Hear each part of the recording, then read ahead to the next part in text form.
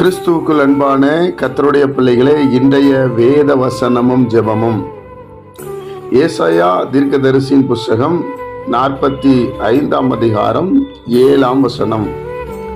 ஒளியை படைத்து இருளையும் உண்டாக்கினேன், சமாதானத்தை படைத்து தீங்கையும் உண்டாக்குகிறவர் நானே. கர்த்தராகிய நானே இவைகளை எல்லாம் செய்கிறவர்.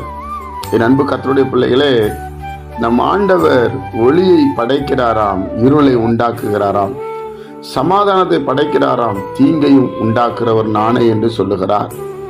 ரெண்டுமே ஆண்டுடைய கரத்துல தான் இருக்கிறது.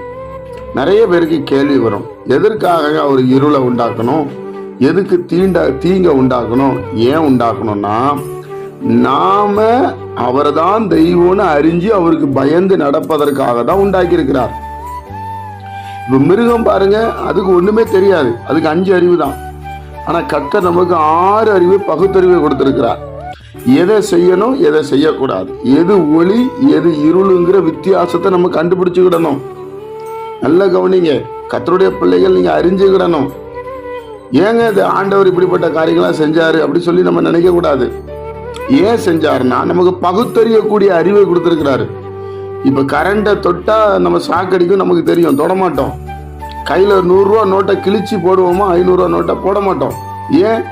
நம்ம நஷ்டம் பண்ணிடும். ஆனா நாம மற்ற காரியங்களை பாருங்க, பாவமான காரியங்கள், மற்றவங்களை குற்றப்படுத்துறது, குறை சொல்றதெல்லாம் ஈஸியா செய்வோம். அதனாலதான் இப்படி ஒரு பரிசுத்தமான வாழ்க்கை இருக்கிறது. நீங்க எல்லாம் அதை பார்க்கணும்னு சொல்லிதான் ஒளியை படைக்கிறார், சமாதானத்தை படைக்கிறார், ரெண்டையும் படைக்கிறார். அவருடைய படைப்பு அது. வெளிச்சம் என்பது அவருடைய படைப்பு. இருளை உண்டாக்குகிறாரு. அதனால கர்த்தருடைய பிள்ளைகளாகிய நாம கர்த்தருடைய நாமத்தினால யோசுவா கூட ஜெபம் பண்ணும்போது பாருங்க, இருள் வராம தான் அவரு பார்த்தாரு. அப்ப தேவனுடைய பிள்ளைகளாகிய நாம தேவன் உண்டாக்கின ஒவ்வொரு காரியத்தையும் நம்ம ரொம்ப கவனமா நிதானமா ஆராய்ந்து அறிய வேண்டும். தேவனுடைய பிள்ளைகளாகிய நாம தேவன் நமக்கு என்ன கொடுத்திருக்கிறாரோ அதை நம்ம நேர்த்தியா செய்கிறவர்களாய் காணப்பட வேண்டும். பிரியமானவர்களே, அப்போ இன்னைக்கு நம்ம கர்த்தர் வெளிச்சத்தை உண்டாக்கினவர், நம்ம ஒளியை படைத்தவர். அதனால ரெண்டுமே அவர் கரத்துல தான் இருக்குது. நீங்க தாழ்மையோடு அவர் சமூகத்துல இருந்தா கட்டாயம் கர்த்தர் நம்மளை ஆசீர்வதித்து மேன்மைப்படுத்துவார்.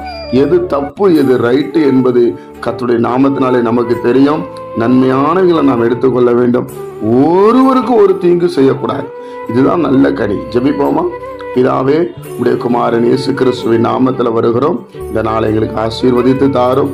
இதை கேட்கிற ஒவ்வொரு ஜனமும் ஆசீர்வாதமா இருக்கட்டும். உம்முடைய சமாதானமும் உம்முடைய சந்தோஷமும் உம்முடைய மனநிறைவும் நம்முடைய பிள்ளைகள் வாழ்க்கையில இருக்கும்படி நாங்கள் ஜெபிக்கிறோம். இயேசு கிறிஸ்துவின் மூலம் ஜெபிக்கிறோம் நல்ல பிதாவே, ஆமென்.